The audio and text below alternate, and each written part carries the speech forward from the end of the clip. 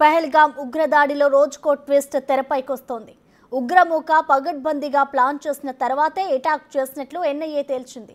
దాడి ఎలా చేయాలి, ఎలా ఎస్కేప్ అవ్వాలి, ఎక్కడ తలదాచుకోవాలన్న దానిపై పక్కాగా రెక్కీ చేసినట్లు గుర్తించింది.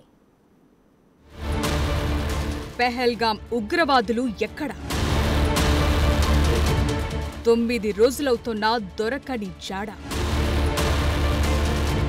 ఆహారం లేకున్నా ఎలా ఉండగలుగుతున్నారు? ఉగ్రమూక ముందుగా అనుకున్న టార్గెట్స్ ఏంటి?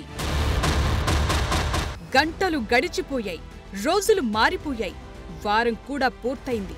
కానీ పహల్గాంలో నరమేధం సృష్టించిన ఉగ్రమూక జాడ మాత్రం తెలియలేదు. ఘటన జరిగింది మొదలు భద్రతా బలగాలు కశ్మీర్ వ్యాలీ మొత్తాన్ని జల్లెడపడుతున్నాయి. అయినా చిన్న క్లూ కూడా దొరకలేదు. ఇప్పటికే స్లీపర్ సెల్స్ ను అదుపులోకి తీసుకున్నారు, అనుమానితులను పట్టుకున్నారు. ఉగ్రమూకకు ఆశ్రయమిస్తోన్న షెల్టర్స్ కు తాళాలు వేశారు. కానీ టెర్రరిస్టులకు సంబంధించి చిన్న పురోగతి కూడా కనిపించటం లేదు. ఉగ్రమూక సౌత్ కశ్మీర్లో తలదాచుకుంటున్నట్లు అనుమానిస్తోంది ఎన్ఐఏ. దట్టమైన అటవీ, ఎత్తైన కొండ కోణలు ఉండడంతో అందులోనే ఆశ్రయం పొందుతున్నట్లు భావిస్తోంది. టెర్రరిస్టుల దగ్గర ఫుడ్ సప్లిమెంట్స్ పెద్ద మొత్తంలో ఉన్నట్టు అనుమానిస్తోంది. బయట నుంచి ఆహారం రాకున్నా వారి దగ్గరున్న చాక్లెట్స్, ఇతర సప్లిమెంట్లను తీసుకుంటూ అడవిలో ఆశ్రయం పొందుతున్నట్లు అంచనా వేస్తోంది. ఇలాంటి పరిస్థితులొస్తాయని ముందే ఊహించి అందుకు తగ్గట్లుగా ఉగ్రవాదులు ముందే ప్రిపేర్ చేసుకున్నట్లు చెప్తోంది జాతీయ దర్యాప్తు సంస్థ.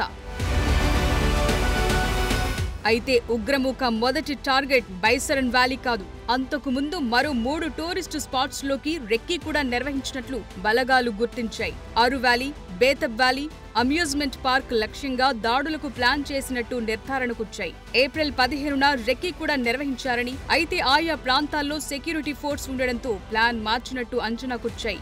బైసరన్ వ్యాలీని ఎంచుకున్న తరువాత 2 రోజుల ముందే ఉగ్రవాదులు అక్కడికి చేరుకున్నట్లు అనుమానిస్తున్నాయి. రెక్కీ నిర్వహించడానికి ఓవర్ గ్రౌండ్ వర్కర్స్ సాయం చేసినట్లు భావిస్తున్నాయి.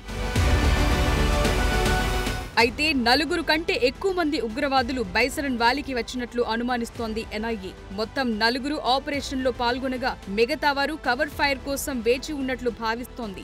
ఒకవేళ భద్రతా బలగాలు ఎదురుదాడికి దిగితే వెంటనే అటాక్ చేయడానికి అలా ప్లాన్ చేసినట్టు అంచనాకొచ్చింది. ఈ కేసులో భాగంగా మొదట 20 మంది ఓవర్ గ్రౌండ్ వర్కర్స్ ను అరెస్టు చేశారు. వారు ఇచ్చిన సమాచారంతో 186 మంది ఓవర్ గ్రౌండ్ వర్కర్స్ ను అదుపులోకి తీసుకున్నాయి బలగాలు.